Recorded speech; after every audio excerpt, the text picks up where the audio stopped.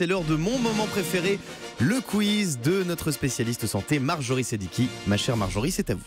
Alors, si je vous dis que la France est le 3e pays au monde le plus accro à la chirurgie esthétique, vous dites vrai, vous dites faux?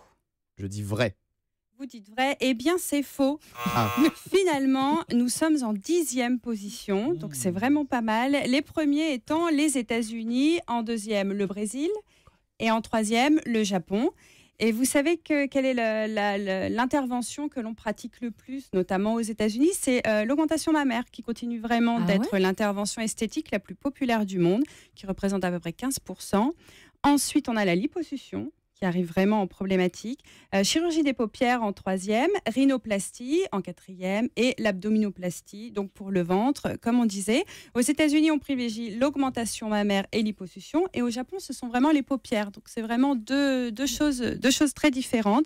Et l'on note en général une évolution de la demande, ça je ne savais pas, je l'ai découvert, du lifting pour le corps entier. Lifting des jambes ou lifting du corps intégral, j'allais dire, c'est ça, docteur? Et ça ressemble à quoi un lifting des jambes?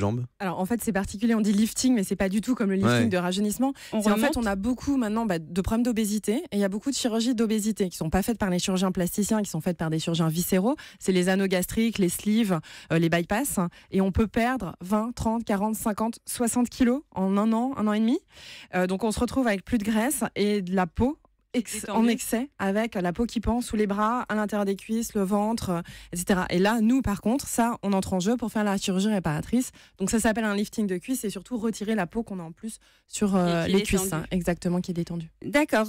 Et si je vous dis que chez les hommes qui sont de plus en plus friands de la chirurgie, quelle partie du corps aime-t-on corriger, à votre avis, Guillaume? Non. Qu'est-ce que vous feriez en premier si vous deviez faire quelque chose? Mais il a rien à faire. Il est parfait. Je ne sais pas. Je sais pas. Alors, les 5 principales interventions chez les hommes sont la chirurgie des paupières en premier.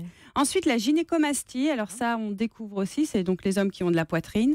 La rhinoplastie, le nez en 3e. Liposuction. Et enfin, le dernier, la transplantation capillaire. Donc, c'est-à-dire les implants.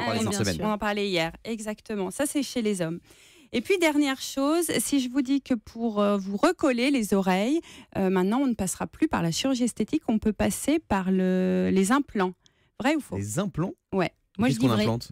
Eh ben justement, qu'est-ce qu'on implante? En fait, vous savez qu'il y a 5% de la population française qui ont un problème de décollement d'oreilles.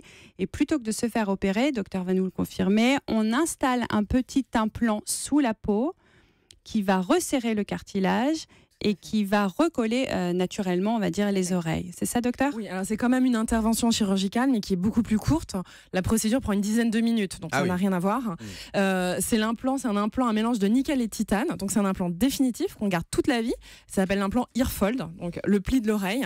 Parce qu'en fait, dans les oreilles décollées, 80% des oreilles décollées sont dues à l'absence de pli en fait sur le rebord de l'oreille. Et dès qu'on replie, l'oreille se recolle. Et donc en fait, le système Earfold va avec une toute petite cicatrice de moins d'1 centimètre. On implante cet implant.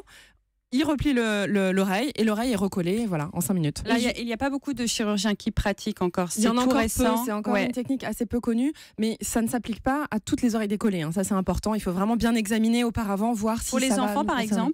Les enfants, on peut le faire. Pour l'instant, ça s'est plutôt développé. On est encore en cours. On le fait plutôt sur des adultes, mais les enfants vont être concernés. Et ce serait pris en charge, du coup, par la sécurité sociale? Une partie peut être prise en charge, mais c'est vraiment à chaque fois, on est dans une partie. Merci beaucoup, Marjorie, pour votre quiz.